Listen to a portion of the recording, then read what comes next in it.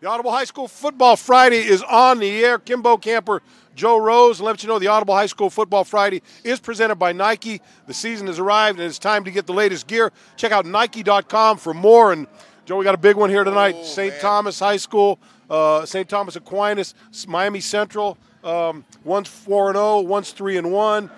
And these are high-powered programs. They're tradition-laden,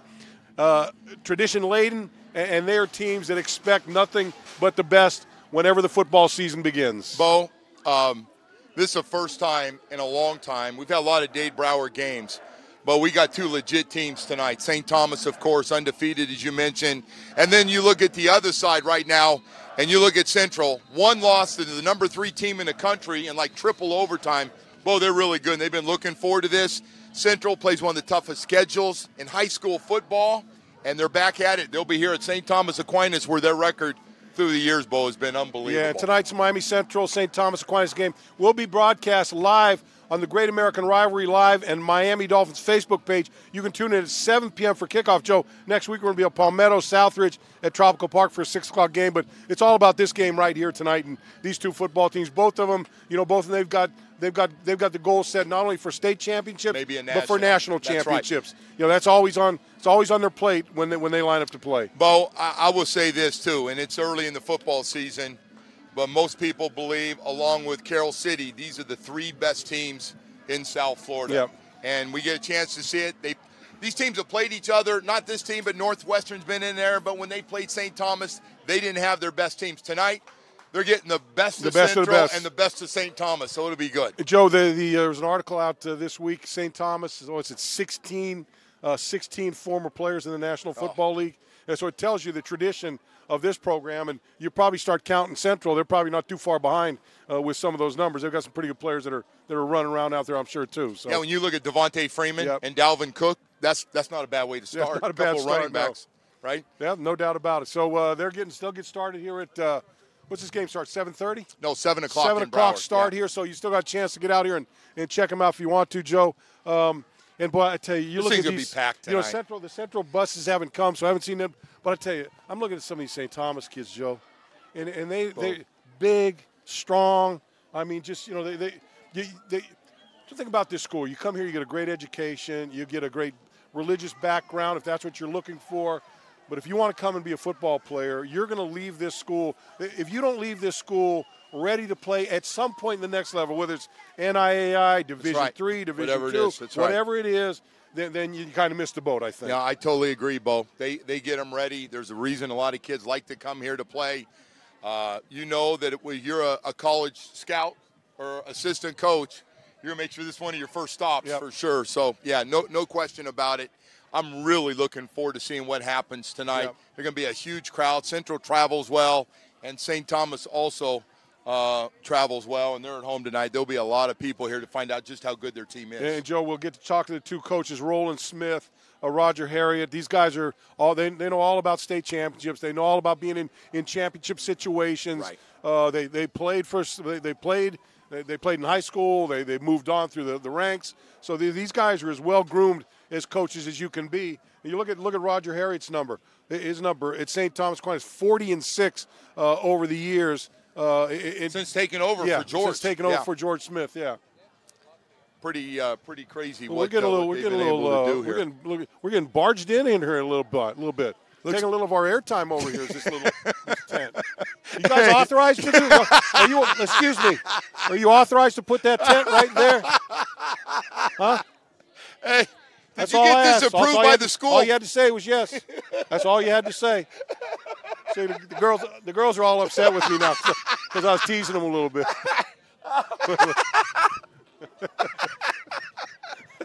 You're a bad guy. You're such a bad man. I couldn't resist. You're just a bad human being. Now you got all the girls go, oh, you're going to make us move? Hey, you are before we get back and get Roger and get Roland over here. Change, let's get back. Let's look at Sunday. Miami Dolphins, Oakland Raiders coming to town. 2-0 the first 2 games. And Joe, after the game, every player I talked to, every player I listened, every player that was talking about anything, they said, hey, we're 2-0. We've played some pretty good football, but not our best, and we've got a long way to go to get better. Every guy virtually spouted those same remarks. And you know what? A lot of people say it. These guys, you can tell, mean it, believe it, and expect to get to that next level. There's a whole bunch of thoughts on this 2-0. And by the way, Dolphins aren't apologizing to anybody. If you want to rank who's the best 2-0 teams and all that stuff, they could care less about that. Adam Gase talked in the offseason about getting a group of guys that would play for each other, play together, weren't worried about stats without saying any names and being individuals and all that stuff. And so far, Bo, he's got guys playing as a group, and we got a lot of guys playing really, really good football on both sides right now. Joe, that defense last week, the way they start off, especially that front seven, aggressive, playing downhill, getting in running lanes, penetrating, getting in the backfield, causing problems back there, putting enough pressure on Sam Darnold where he had to throw the ball up for grabs a couple times. And that secondary, Joe, that secondary is talent-laden. They're ball hawks. And Kiko Alonso, you throw him in there, this guy is just playing like all world out there. 13 tackles last week. Surprise for me, I did not know that Xavier Howard and Bobby McCain were going to be this good. Bobby made that switch full-time, Bo, about halfway through preseason to being a full-time outside corner, and he's been lights out, Bo. I mean, he's standing up against anybody right now. He plays a little chip on his shoulder, but he's played really well. But Joe, and we saw the play. His most impressive play was at the goal line at the end. I mean, he was covering somebody out by the flag, by the pylon.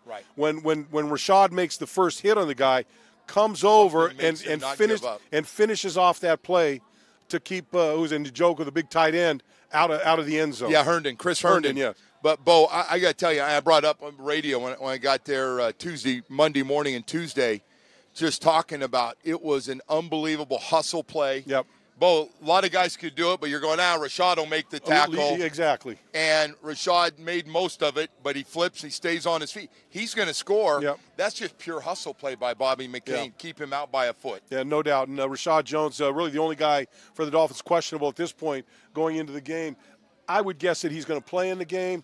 But, the situation, if he doesn't, you still got Minka in there to step in. Still pretty good. TJ McDonald in there. So you're still in pretty good shape. And so we had talked about this in the preseason during the during OTAs and everything, the depth that they're building. Offensive line, you see it with Ted Larson stepping right in when you lose Josh Sittons. And now if you do happen to not have Rashad ready for this football game, very easy shift. You just move Minka right over there, and you're right back in business. About it. Feel pretty darn good about it. It'll be next guy up, though. Probably McTire will have to come in and cover probably on this outside, and Bobby will come back in. But, Bo, it's been such a great story. These guys across 6 takeaways by the defense.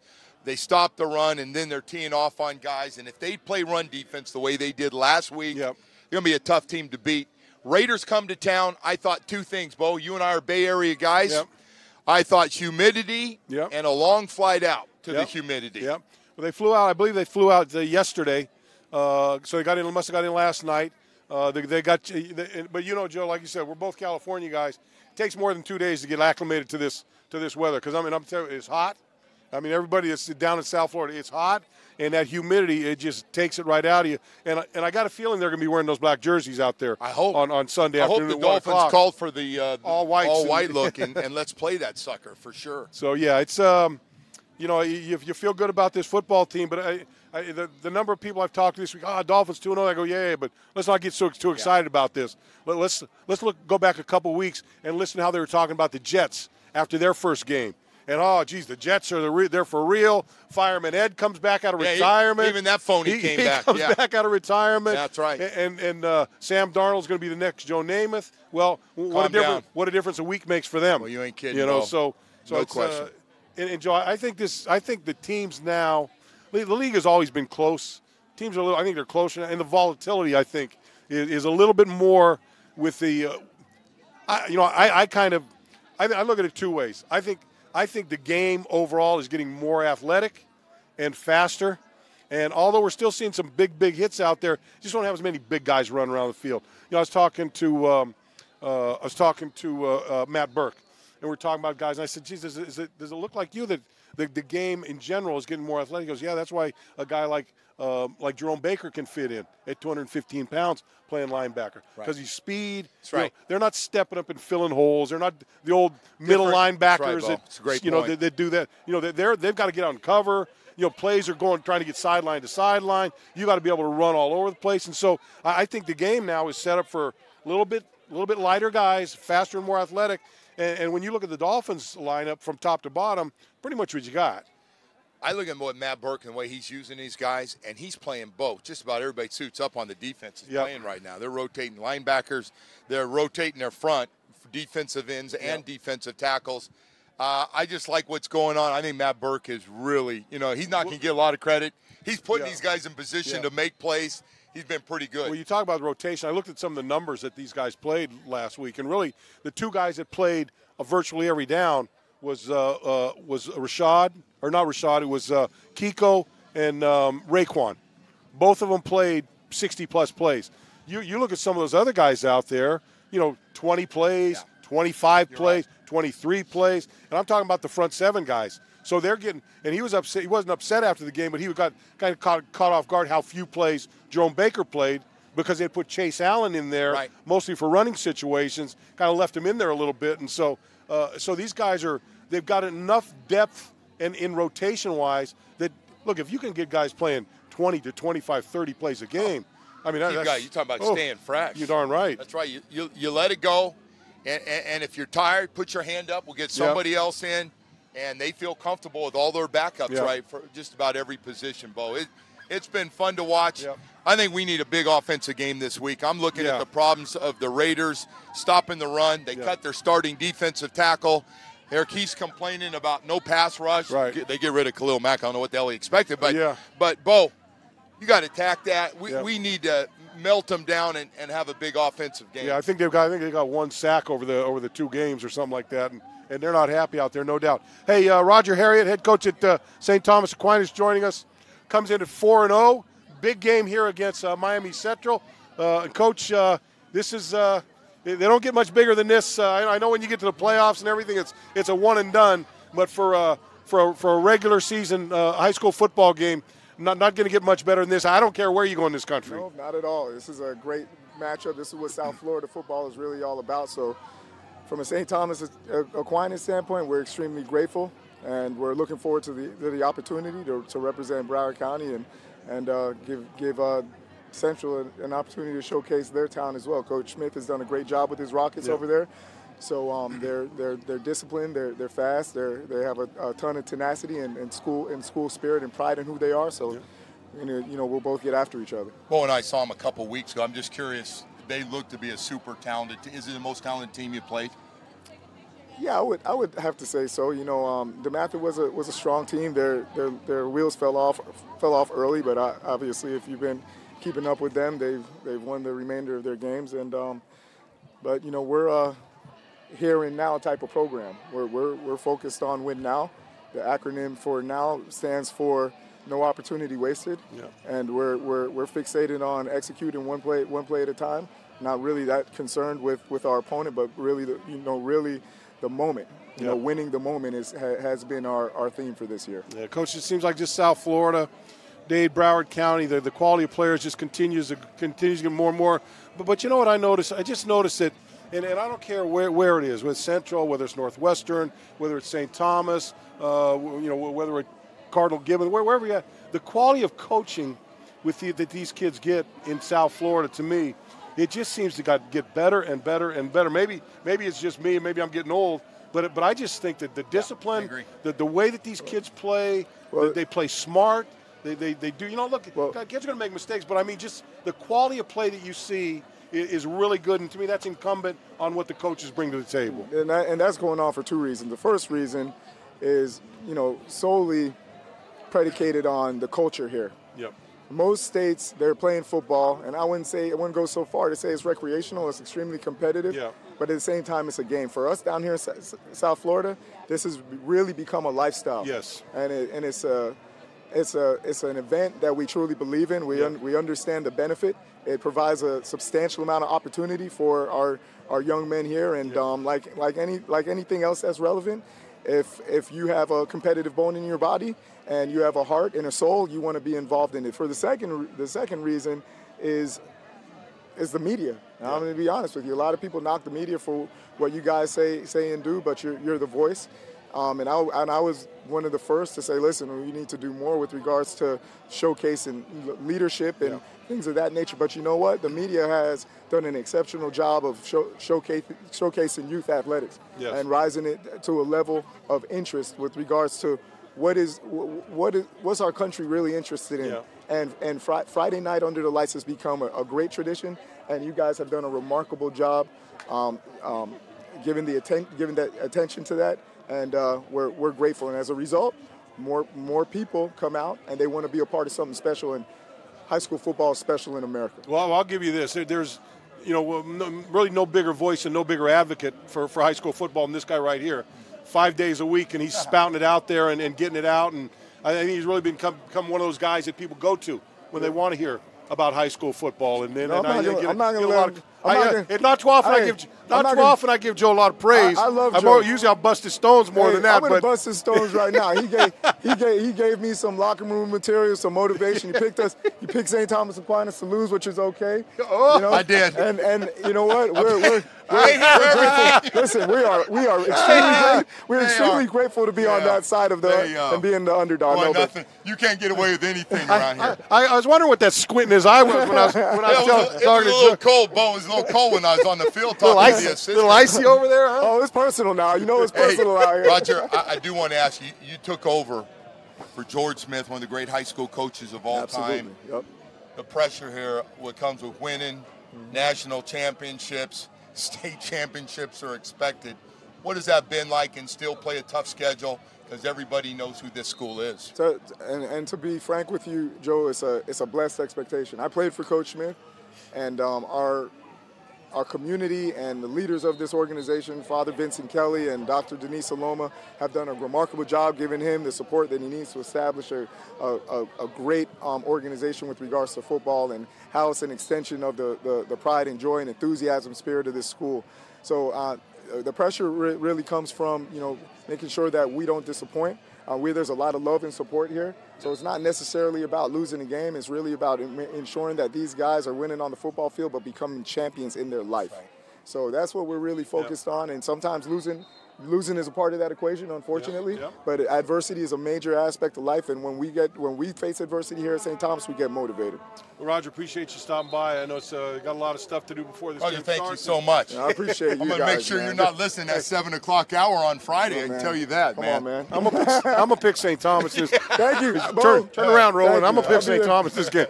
I'll be at Bo Campers tonight. Yeah. Celebrate. That's right. We'll be at Bo Campers. Thanks, Roger. Appreciate it. Thank you very much. Speaking of Roland Smith, Miami Central head coach.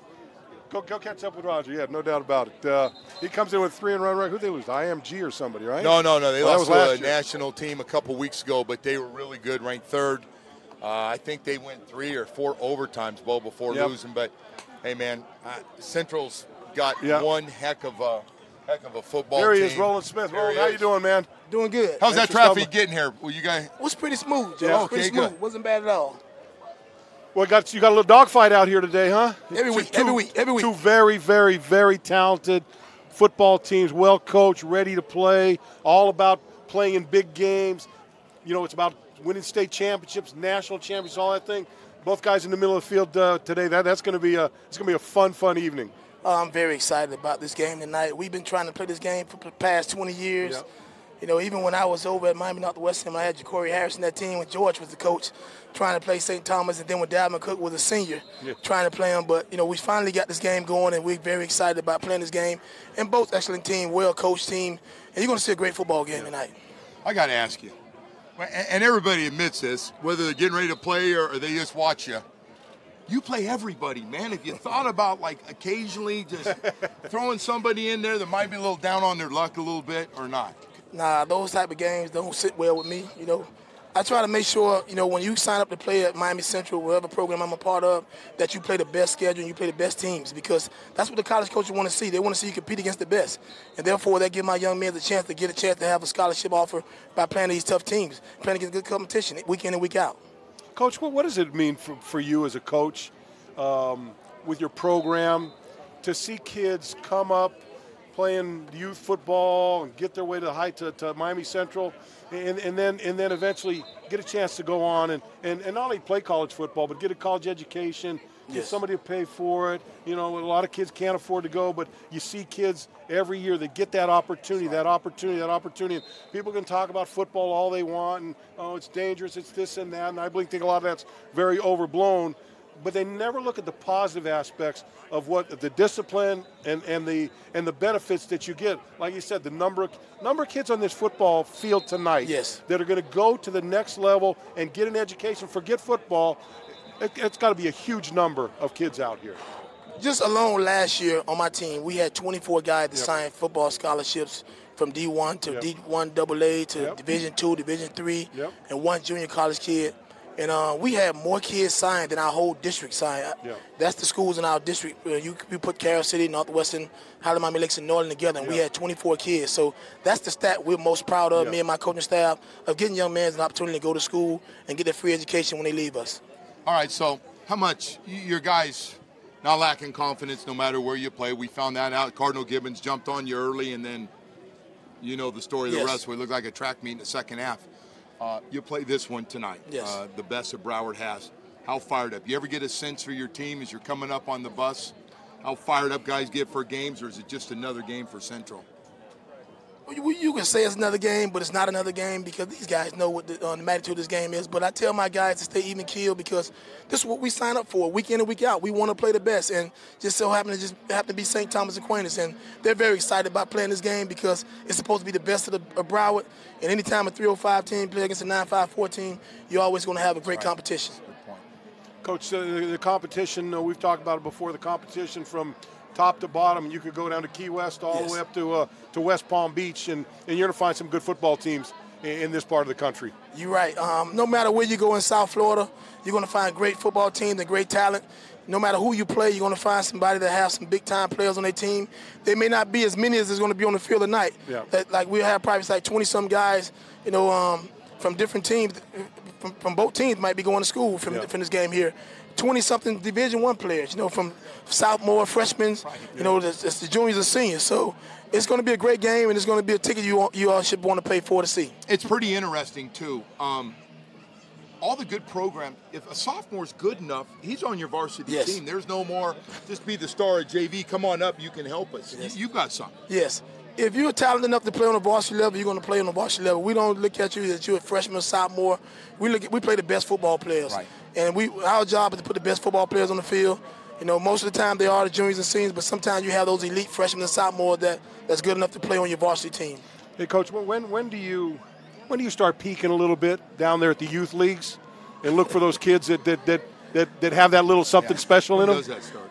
That start year-round. When as soon as the season starts, we always look at the youth league to see the next great player out there. But, we just hope that what we do on a weekly basis, steer those kids to us, to Miami Central, because we let our work speak for itself. Wherever I've been and whatever program I've been a part of, we always put a good product on the field, and our program sells itself. And we have to go out and try to sell it as well. By the way, I got to say this, Bo. So he's at Northwestern, and I thought, man, that's one job. Like, if you don't win, you hear from the community. I mean, it can be tough. Central is right there. What is that like? You know what they expect. I don't need to tell you. Whether you're one or the other, they expect a little bit more than they do the other schools. When you go to state 8 times in a row and win 5 out of 6, they expect you to go and win year in and year out. The last 2 years, we lost by 1 to Miami Northwestern, and they knocked us out 45-44. We lost last year. We feel like we should have won that game 25-24. We had a touchdown call back late in the game, and we had an incomplete pass on the last play of the game. They beat us 24-18, and we was down 24-0. So one thing about this team is coaching staff, we're going to play till the whistle is blown. We're going to play to the bitter end. You're going to get a competitive team fight every night when we play. Well, Coach, appreciate you stopping by. It's always good to see you. Always good to see your football team, and good luck out there. Thanks a lot for having me. Joe picked you guys in, by the way, so you picked you to win. Just to even things out, I had to pick St. Thomas. But you were standing over that guy. I'm going to take St. Thomas. I did one of those. I'm going to take St. Thomas. Yeah, they all got mad at me, man. I say you're good. All right, man. take care, That's man. all right. Boy, they don't miss a beat in this town. You know, you're the wrong guy to be around, man. Getting things going. Hey, you know, they really do use that stuff for bulletin board, like they're picking against us on the morning. Well, if you stop grilling Coach Smith, if you leave Coach Smith off the air a little bit, maybe they wouldn't get so upset. The guy's an icon here, you know. Oh boy, bro, you are too much, man. You are on a roll tonight. Yeah, it's great though. You know what? He just mentioned it. Yeah. Some of these schools have played each other, but one's usually down or the other one's a little bit down. But Central's coming in, and they got a real good team. And St. Thomas they feel better. You and I are just talking to our coaches. They think this team's a lot better than last year's team. So I'm really looking forward to see where everybody is. And by the way, does it affect their opportunities to go to state? Not at all. No. I mean, they can both win state championships, but it's going to be tough. And by the way, Carroll City, to be fair to Central, and we didn't talk to Roland about this, Carroll City's in their district, and everybody you talk to that just looks at pure talent thinks Carroll City maybe the best out there of the whole group. Yeah. So that's on deck. Yeah. It's you know, they're 4 games into the season, still a long way to go, but it's great stuff. It is really good stuff, and you know, this building's going to be it's going to be full here tonight. It's going to be pretty crazy out here, but it's what you expect on a Friday night, man. It's what you want, man. You know, we talk about all the guys and the amount of guys in Dade, Broward, and Palm Beach playing the NFL, and I mentioned Devontae Freeman starts for the Atlanta Falcons. Dalvin Cook starts for the Minnesota Vikings. And then you look, we see 1 or 2 St. Thomas Aquinas guys, especially in preseason. Yeah, all the time, It's crazy. You know, you forget about all the great players they've had. So it's going to be fun, Bo. And these guys know there's an opportunity down the road. Some of these guys will be playing in the NFL. Yeah. You were nice about it because it is about education and continuing to still play a game you love. But there's going to be some guys good enough that will play at the next level, Bo. No doubt. No, it's you look around down here, and it's a very – look, Joe, we've talked about it time and time again in this show. You come down to St. Thomas for a practice. You go to Central. You go to Northwestern. You go anywhere in South Florida, and there's a gaggle of college coaches standing there. Ohio State, Penn State, all of them, Michigan, Notre Dame. You name them, they're all Southern Cal. They're all spending time down here in South Florida and going after what's a pot of gold. You know, it used to be Texas, California. I think Florida has just completely lapped those people. When those two states, Ohio, another big one. Right. I don't think they're even close to what this state puts out. The only thing is California's got zillion high schools. Same with Texas. But you're right. This little area, it's powerful for the amount of Division I football players. Bo, you and I talk about this sometimes on the road. We ask all the guys, how many D1 guys did you have on your team? I go, me. Yeah. Or you'll go, how many in your whole league? And I go, I don't know, 2 or 3 in the whole league. Yeah, no. Well, they have 10 and 12, 14 on a team now. Yeah, we were like, if one guy gets one, you know, I think I was the first player from my high school to get a college scholarship to play football. It's amazing. First from my and I didn't get one. I didn't get a scholarship till my 3rd year in college. Right. So you know, it's but you know, football's a lot bigger here than it is in Northern California. Oh, please. We play a football game at 3:30 on Friday. By 6 o'clock, no one even remembered you played. You know what I mean? They were on to what else was going on. Where's the party at? Yeah. Where's the bigger and better things? Where down here it's they're talking about it for you talked to Roland, and we've talked to guys at Northwestern and those schools where their communities are so much. The football team's just a part of the fabric of the community, right? And it's close knit, and the people there that are grandfathers and grandmothers. They went to Central or Northwestern. They played there. Same with Carroll City. Same with all those things. Right. And so they're the closest. Look, it's no different here at St. Thomas. I mean, as you saw Sam Young, who played here, plays for the Dolphins. He's coming here. You got Jason Taylor, Hall of Famer, Sam Madison, multi-time All-Pro, Twan Russell out here. And I see families here where their kids have come and gone. Right, years ago. They're still coming for it, you know. So same type of situation here. And we're seeing the same thing going on up in Cardinal Gibbons, which is, become over the last handful of years, really is becoming a prominent football program. A lot of D1 players there, too. Yeah. It is amazing to me, after all these years, and you and I grew up in Northern California, we played every sport, that these kids, these players now mostly play year-round football, Bo. Yeah. Preparing for it. Yeah.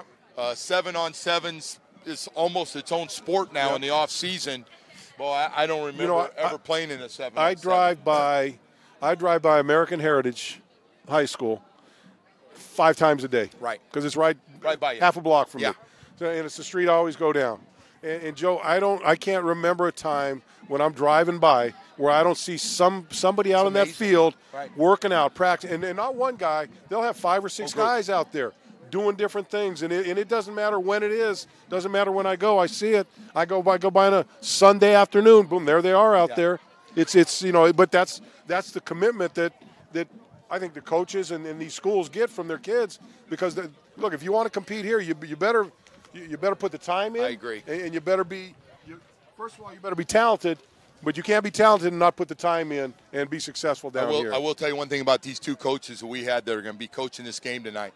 Both worked their butt off to get their guys scholarships. Yeah. You put in your time. You want to keep playing. Yeah. George Smith, unbelievable. With my own son personally, what he did for him years and years ago. Yeah.